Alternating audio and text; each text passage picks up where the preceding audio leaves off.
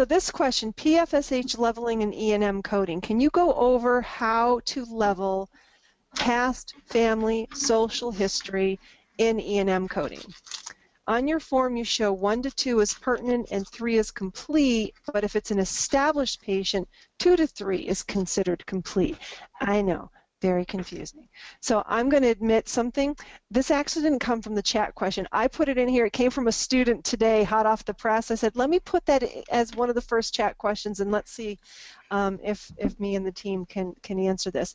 I did quickly find a link for this at enmuniversity.com, which is one of my favorite sites for things related to E&M. And on their page, now past family social history is part of history. There's 3 parts to history. The HPI, which is history of present illness, ROS, review of systems, and PFSH, or FISH, like people like to call it. But a lot of people don't realize that the leveling of it or the scoring of it changes based on whether or not the patient is established, or if it's an ER visit, or if it's a subsequent nursing facility, etc.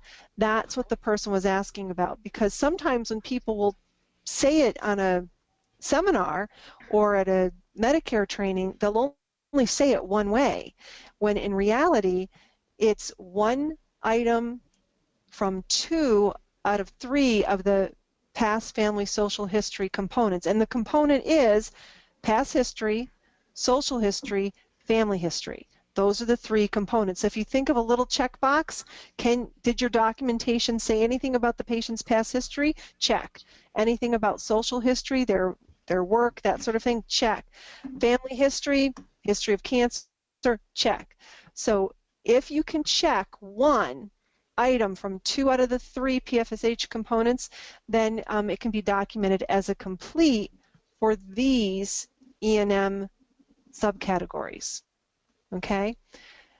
You need at least one specific item from 3 of the 3 components to be considered a complete for these E&M subcategories. Okay? So that's what I had to share. It is different. The student was thinking that someone was telling her one thing, we were telling her another, when actually it's the same thing.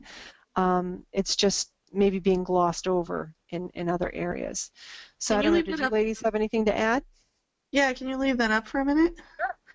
I just wanted to chime in that we got a related question on the chat asking if the provider asks whether or not a patient speaks Spanish, can that be taken as social history?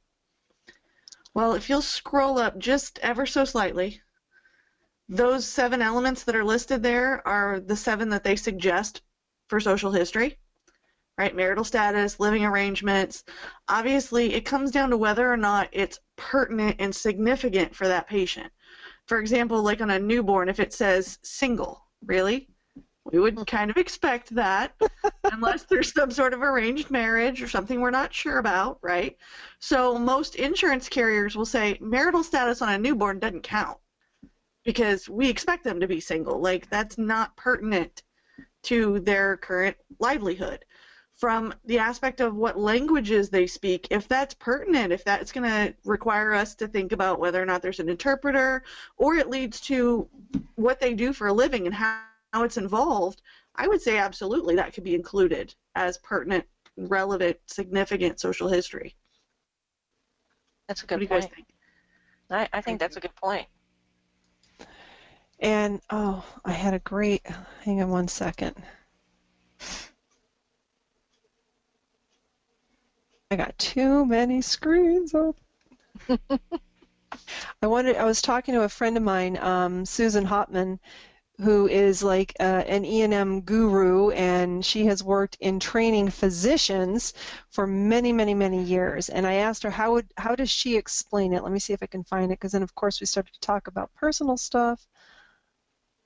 All right, she says the formula is this. In order to bill the highest level of service, they need to mention at least one item in each of the histories for new patients and one item in 2 histories for established patients. So I'm going to copy that And I'll paste that in the chat so you guys have it. I said, oh, I like that. It's always good to have people to network with. Yes, definitely. And honestly, when you become a student of ours, you are networked in with us. We have a great network. I'm so proud of our support groups for our blitzes and our coding classes, very supportive of each other, and we jump in, but it's really, you've got a little network there, and pointing each other to resources, it's really awesome. Do you need more medical certification training? Go to www.cco.us.